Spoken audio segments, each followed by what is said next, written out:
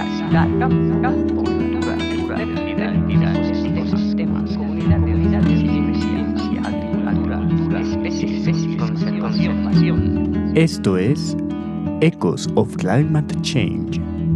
Reflexiones, análisis e indagaciones sobre conocimientos y acciones de las comunidades rurales en el escenario del cambio climático de costa a cordillera.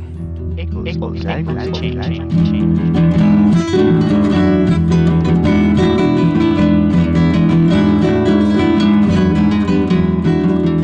Hola, saludos cordiales. Estamos de nuevo en un episodio de Echoes of Climate Change, en donde estamos conociendo el proyecto ANID ATE 230028, Biodiversidad de costa a cordillera. Y en esta ocasión vamos a conocer la participación y el trabajo de una de las investigadoras principales del proyecto y que es a propósito de la relación entre agricultura, patrimonio y economías campesinas. Hola, mi nombre es Jimena Quiñones. Trabajo en la Universidad Católica del Maule hace 12 o 13 años. Soy ingeniero agrónomo de profesión y tengo una especialidad en el área de la economía agraria y el desarrollo rural. Bueno, en el ámbito de la docencia también me dedico al área de la economía agraria y del desarrollo rural, que es mi especialidad tanto en el ámbito de la docencia como de la investigación. La investigación que Jimena desarrolla está centrada en un alimento bastante singular, el ají, y en ella colaborará, como veremos más adelante, con Diego Muñoz. Y para entender la importancia de este cultivo y cómo se enmarca en su investigación en Echoes of Climate Change, es pertinente saber de dónde viene su interés por este alimento. En particular, el tema del ají forma parte de un interés que yo tengo desde joven, en realidad. Lo que pasa es que yo, por mi familia, la parte de mi madre, soy campesina, mi mamá era campesina. Y migró a Santiago muy joven, pero desde chiquita yo tuve contacto con su familia, con mi familia materna, digamos, que era del campo, y observé de muy pequeña el trabajo de los campesinos, ¿cierto?, para trabajar su tierra, en particular el trabajo de aquellos que tocaron tierras con la reforma agraria, y vi que a pesar de que tenían ya la tierra, faltaba, ¿cierto?, un elemento fundamental para que pudieran asentarse y tener éxito en sus actividades, que era el conocimiento. Porque a pesar de que ellos tenían el conocimiento y la experiencia de haber sido campesinos toda la vida desde niños, el tema de la gestión, de la toma de decisiones económicas, de la toma de decisiones de qué producir, cuánto cuesta producir, cómo producir y a quién vender, eran preguntas que era difícil responder para ellos, porque sí tenían la experiencia del conocimiento de cómo cultivar la tierra, cómo producir sandías, cómo producir melones, cómo producir maíz. Esa parte la manejan súper bien, conocen las estaciones, cuándo va a llover, la calidad del suelo, o sea, tienen un conocimiento profundo del entorno de la agricultura, pero esta parte de las decisiones económicas es una debilidad que significó en Chile, al menos, que más de la mitad, yo diría que casi el 70% de los parceleros de reforma agraria perdieran las tierras, digamos, porque no pudieron pagarlas, porque se vieron tentados de venderlas, etc.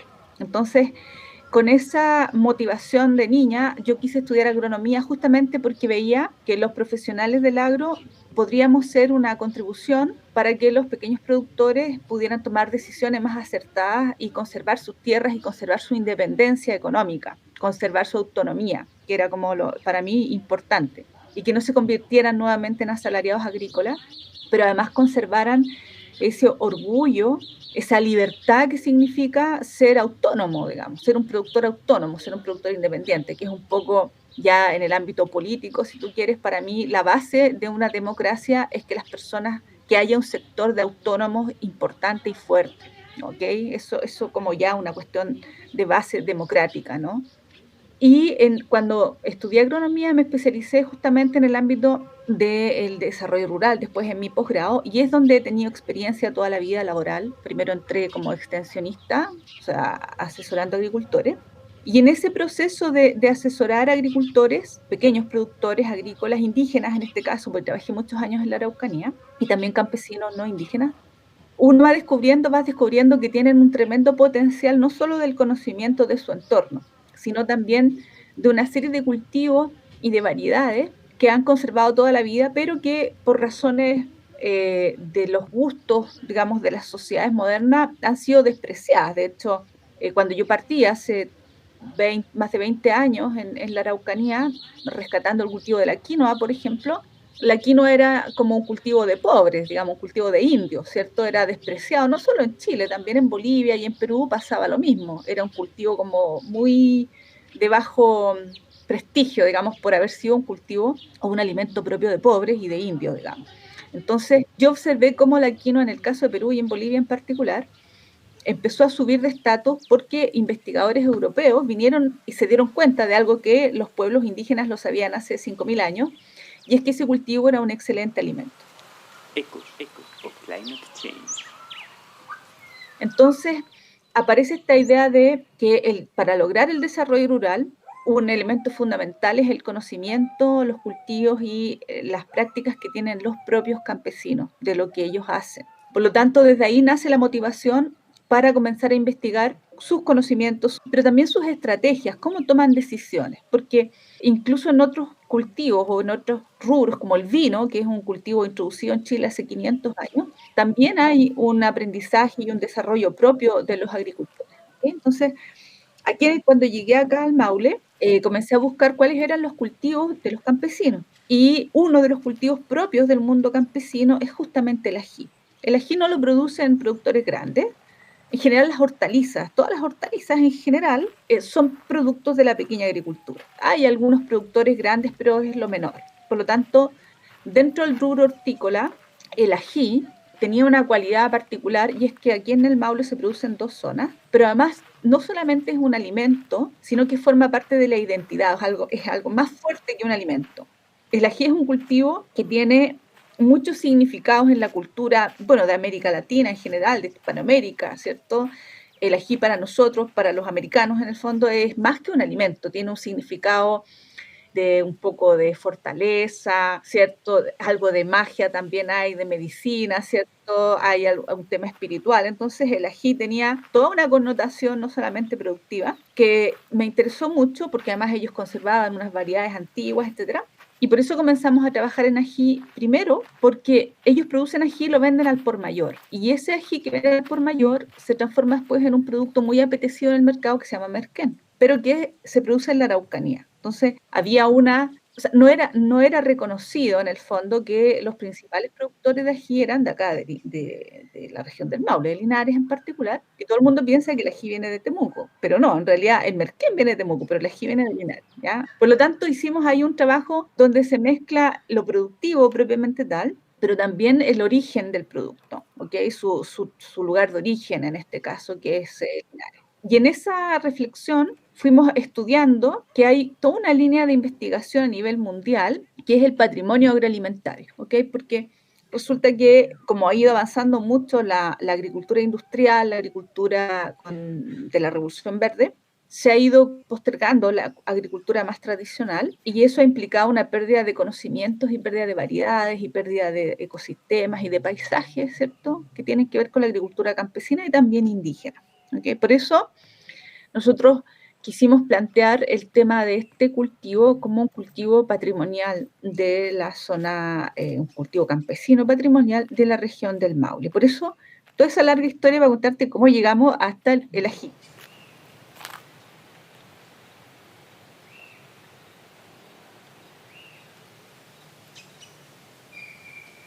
Y Jimena, además de Linares, ¿en dónde más piensan trabajar con la investigación? Mira, sí, nosotros trabajamos con Pillaprat también. Hemos hecho varias tesis, desarrollamos un proyecto de investigación hace algunos años con algunos colegas, pero no es lo único que trabajo. O sea, yo te cuento lo del ají porque es el tema que vamos a conversar, pero yo he trabajado, de hecho, en la quinoa, también hicimos un trabajo de investigación con alumnos y también con un proyecto venía de un experto francés, ¿cierto? Con el que trabajamos en quinoa, también en el secano. Ahora estamos desarrollando un trabajo de investigación con otro patrimonio, que es el manejo de las vides del secano, de la zona de Cauquenes, ¿cierto? Que son vides súper antiguas, tienen 100, 150, 80, 200 años. También estamos haciendo un trabajo ahí con pequeños productores. Hicimos un trabajo súper bonito con unos estudiantes de catastro de cultivos, ¿cierto? Patrimoniales en la cuenca del río Mataquito, entre otros trabajos. O sea, todo lo que tiene que ver conmigo tiene que ver con la agricultura campesina y el desarrollo rural, pero no solo en Linares. Hemos trabajado en varias partes de la región. Vamos a trabajar también con los productores de quinoa de aquí de Licantén, Bichuquén y Gualañé. Vamos a trabajar también con 2 sectores de la región de la Araucanía, la comuna de Milipeuco, que ellos tienen también biodiversidad cultivada, pero de otras especies, una diversidad de especies, principalmente hortalizas y, bueno, también hay quinoa allá, y algunos frutos del bosque, digamos, que también se cultivan y en realidad no se cultivan, se recolectan en esa zona.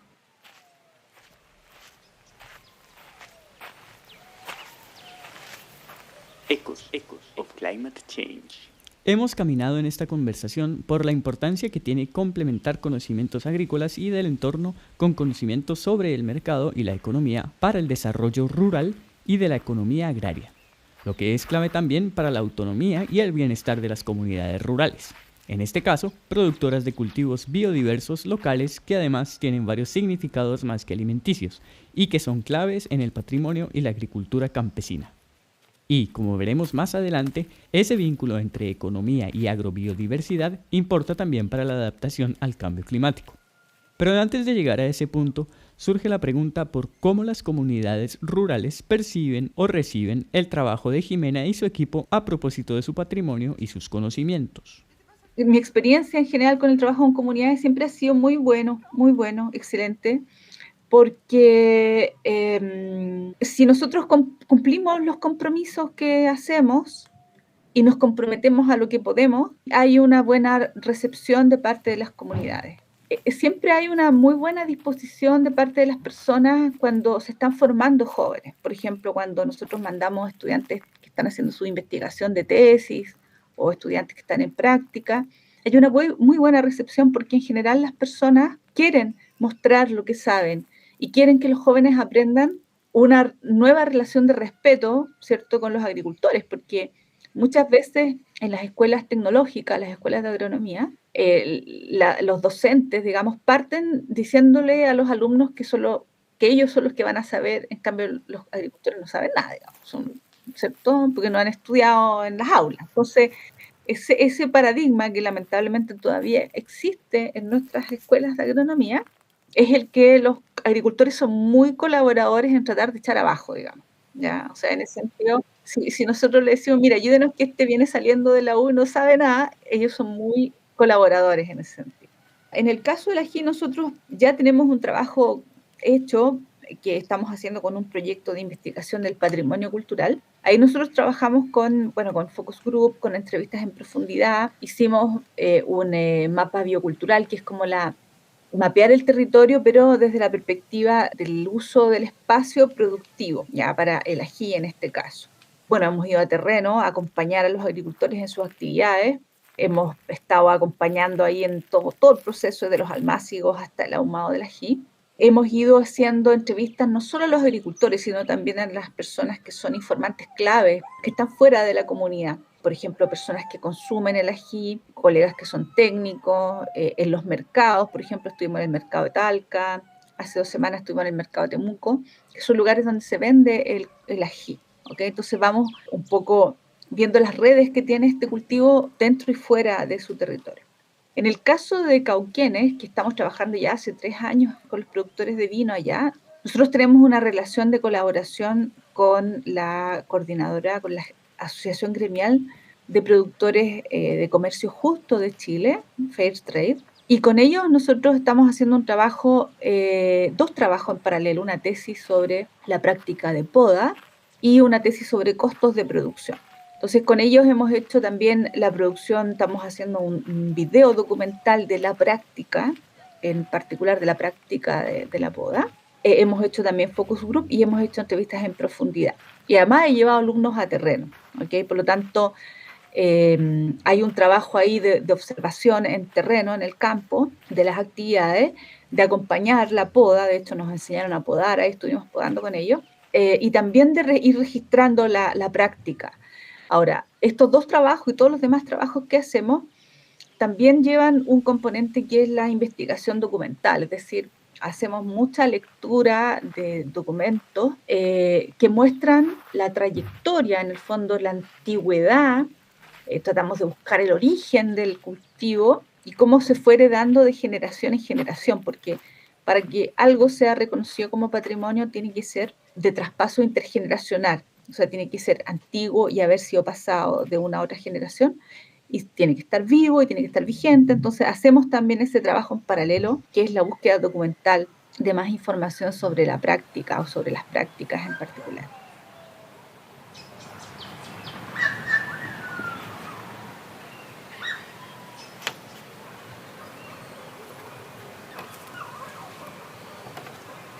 Volvamos a la articulación entre el conocimiento agrícola y el conocimiento del mercado, que es también importante para la adaptación al cambio climático. Y entonces, Jimena, ¿cómo se han transformado las prácticas de las comunidades agrícolas frente al cambio climático y qué dificultades has encontrado al respecto? Ya, lo que pasa es que las tecnologías más modernas de producción son más exigentes en insumos, y en la medida que aumenta el uso de insumos en la agricultura y el uso de agua, se hace una agricultura mucho menos eficiente ambientalmente. Ese es como lo primero. Entonces, muchas de las prácticas que tienen los agricultores más tradicionales podrían ser más sostenibles. Ahora, el cuello de botella o el gran problema, en realidad, te voy a mencionar dos grandes problemas que yo creo que son los más importantes. Primero, estas prácticas que a lo mejor son más sostenibles, ¿cierto? Y son más amigables con el medio ambiente, generan menos rendimiento. Entonces eso significa que son menos onerosas para los agricultores, digamos, tienen menos ingresos, ¿ya? Por lo tanto no son atractivas, y los agricultores las van reemplazando por otras que puedan generarle más margen, más ingresos, ¿ya? Entonces, el primer desafío es entender eso y comprenderlo, y así es, digamos. O sea, el agricultor renuncia a esas prácticas más antiguas, no porque, o sea, porque no sea ambientalista o porque nada, sino por una decisión económica. Por lo tanto, eso tenemos que tenerlo presente. Y segundo, esa debilidad, ¿cierto?, se va a transformar en fortaleza solamente si los consumidores entienden esa diferencia. En la medida en que los consumidores entiendan y sean conscientes de que un producto producido con tecnología quizá más rústica es más sostenible, tiene menor huella hídrica, tiene menor huella de carbono, ¿cierto?, es más amigable con el medio ambiente, contamina menos. En la medida en que las personas decidan adquirir ese producto y lo prefieran al producto que es producido, digamos, con tecnología más de punta, más exigente en insumos, etcétera, ahí sí podemos hablar de sostenibilidad, ¿ya? Por lo tanto, mostrarle a las personas estas prácticas como un patrimonio, como algo valioso, ¿cierto?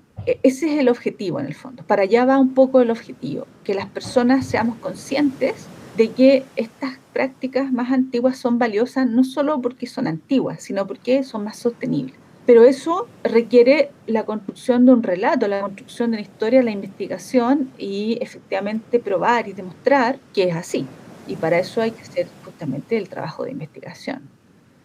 Finalicemos este episodio entonces retomando la última idea propuesta por Jimena. Son necesarias las investigaciones que demuestren cómo las prácticas agroproductivas tradicionales o patrimoniales tienen también un potencial para la sustentabilidad, ya que articulan de otra manera la producción agrícola en el escenario del cambio climático. En la segunda parte de esta conversación profundizaremos entonces en el vínculo entre agricultura de manejo sostenible del medio ambiente, patrimonio y mercado, y los avances de la investigación realizada por Jimena en el desarrollo del proyecto ANID ATE 230028, Biodiversidad de Costa a Cordillera. Agradecemos a Jimena sus reflexiones e ideas, y a ustedes haber escuchado este episodio, cuyos paisajes sonoros han sido capturados por Cristóbal Fariña Espinosa en la localidad Los Ciruelos, en Pichilemu, por Paola Ruz del Canto, en Chanco, y Fernando Godoy en el sector Mariscadero, en la desembocadura del río Curanilagüe, al norte de Peyúgue. A estos registros se puede acceder en los mapas sonoros a oír.cl y audiomapa.org. Yo soy Antonio Tobón Restrepo y me despido, pero quedando atento a nuestro encuentro en un próximo episodio de Echoes of Climate Change.